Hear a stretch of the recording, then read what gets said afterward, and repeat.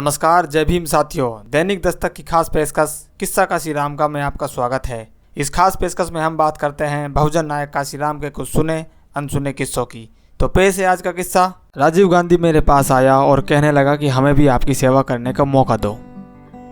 18 सितंबर 1990 sector 17 parade ground Chandigarh में मान्यवर साहब बाबा साहब के जन्म शताब्दी वर्ष के तहत मनाए जाने वाले एक कार्यक्रम में भाषण देते हैं।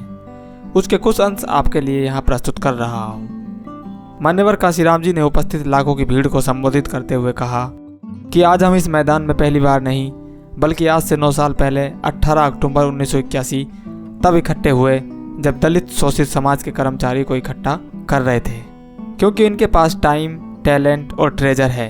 अपने भोले भाले समाज को मदद करें और उन्हें अपने पैरों पर खड़ा करें। आज 9 साल पहले सोचा सपना, इरादा उसी मैदान पर पूरा होता हुआ नजर आ रहा है। 1.5-2 लाख कर्मचारी मैंने इकट्ठे किए हैं जिनकी जड़ें समाज तक जुड़ी हैं। साहब ने आगे कहा, हमें सब्र भी रखना होगा। कुछ बेसब्र लोग भी होते हैं। जिस तरह 1981 में 9 साल पहले इसी मैदान में हमारे साथ इकट्ठा हुए थे, परंतु जिन्होंने सब्र नहीं रखा वे 3-4 साल में ही निराश होकर अलग थलग हो गए और मिट्टी में मिल गए। और जिन्होंने सब्र रखा आज भी वो हमारे साथ हैं। उनका हौसला बढ़ा हुआ है। अपना धन बुद्धि उपयोग करके आप इकट्ठे हुए हैं, इससे हमारा हौसला बढ़ा है और विरोधी पार्टियों का हौसला गिरता नजर आ रहा है। उन्होंने आगे कहा, हमें अपने तैयारी पर ही संसद में जाना है। देवीलाल मुझसे कई बार मिला और वीपी सिंह भी मिला और कहा आपको पार्लियामेंट में जाना बड़ा जरूरी है। जब ये सुना तो राजीव गांधी मेरे पास आया और कहा, हमें भी आपकी सेवा करने का मौका दो ताकि मदद करके आपको सांसद बना सके। तब मैंने उनसे कहा, आज तक आप मुझे नहीं समझ पाए, क्योंकि आपकी मदद से मैं संसद में जाऊंगा तो अपने समाज के कुछ काम नहीं आ सकूंगा। आपकी मदद से टुकड़ों पर पलने वाले गए हुए 125 आदमी आरक्षित सीटों से जीत कर गए हुए संसद में हमेशा नजर आते हैं। वे किसी काम के आदमी नहीं लगते, इसलिए हम अपने समाज को तैयार कर रहे हैं, जिसे आपने लाचार और ललुआ समाज बना दिया है।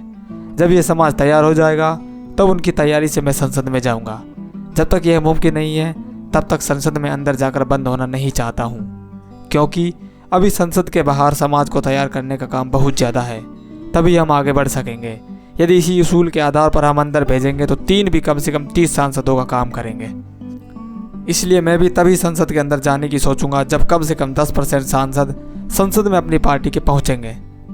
ऐसी बात हम इसलिए कहते हैं ताकि हम जो भी बात बनाएं वह हज़ारों साल तक टिकाऊ बने, कोई उसे गिरा न सके। इस मजबूती से समाज को अपने पैरों पर खड़ा करना है।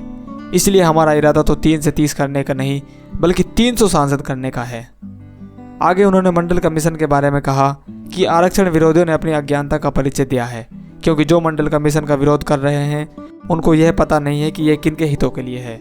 वे नारा लगा रहे थे जो पेपरों में भी छपा है, मंडल कमीशन दिया बढ़ियाइयाँ चूड़े चमार खान मलाइयाँ। मंडल कमीशन दिया बढ़ियाइयाँ चूड़े चमार खान मलाइयाँ। लेकिन उन्हें यह पता नहीं कि इन अनुसूचित जाति जनजातियों के लिए तो 26 जनवरी 1950 से ही आरक्षण लागू है और पिछले 28 साल यानी 1962 से बड़ी नौकरियों में तो 22.5% कोटा पूरा रहता ही है। 450 में से 125 इनके डिप्टी कमिश्नर पहुंचते ही हैं। परंतु सवाल अन्य शूद्रों का भी है जो पिछड़े हैं, जिनको अभी तक कुछ नहीं मिला, जो देश में 52% है। यदि गिने चुने चले भी गए तो उससे बड़ा भारी फर्क पड़ने वाला नहीं है।